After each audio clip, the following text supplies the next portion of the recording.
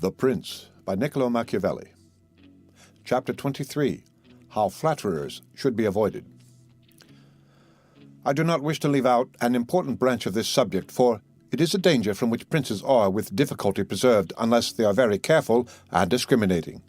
It is that of flatterers, of whom courts are full because men are so self-complacent in their own affairs, and in a way so deceived in them that they are preserved with difficulty from this pest, and if they wish to defend themselves, they run the danger of falling into contempt. Because there is no way of guarding oneself from flatterers except letting men understand that to tell you the truth does not offend you, but when everyone may tell you the truth, respect for you abates.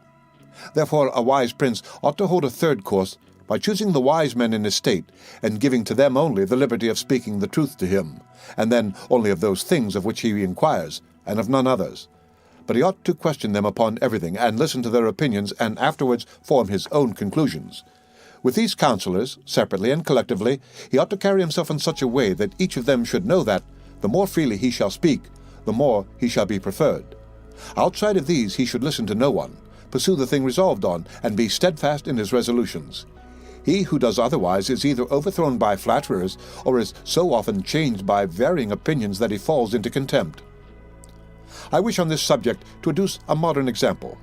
Fra Luca, the man of affairs to Maximilian, see editorial note, the present emperor, speaking of his majesty, said, "He consulted with no one, yet never got his own way in anything." This arose because of his following a practice the opposite to the above.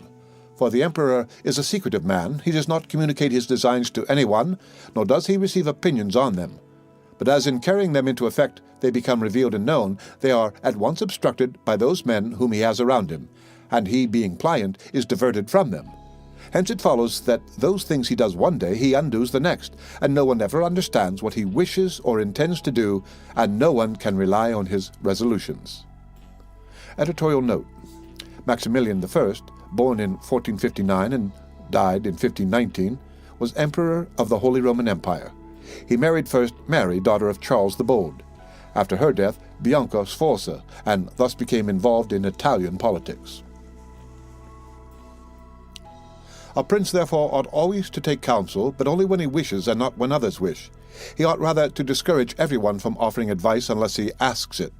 But however, he ought to be a constant inquirer, and afterwards a patient listener concerning the things of which he inquired. Also, on learning that anyone, on any consideration, has not told him the truth, he should let his anger be felt. And if there are some who think that a prince who conveys an impression of his wisdom is not so through his own ability, but through the good advisers that he has around him, beyond doubt they are deceived, because this is an axiom which never fails, that a prince who is not wise himself will never take good advice unless by chance he has yielded his affairs entirely to one person who happens to be a very prudent man. In this case indeed he may be well governed, but it would not be for long, because such a governor would in a short time take away his state from him. But if a prince who is not inexperienced should take counsel from more than one, he will never get united counsels, nor will he know how to unite them. Each of the counselors will think of his own interests, and the prince will not know how to control them or to see through them. And they are not to be found otherwise, because men will always prove untrue to you unless they are kept honest by constraint. Therefore it must be inferred that good counsels, whensoever they come, are born of the wisdom of the prince, and not the wisdom of the prince from good counsels.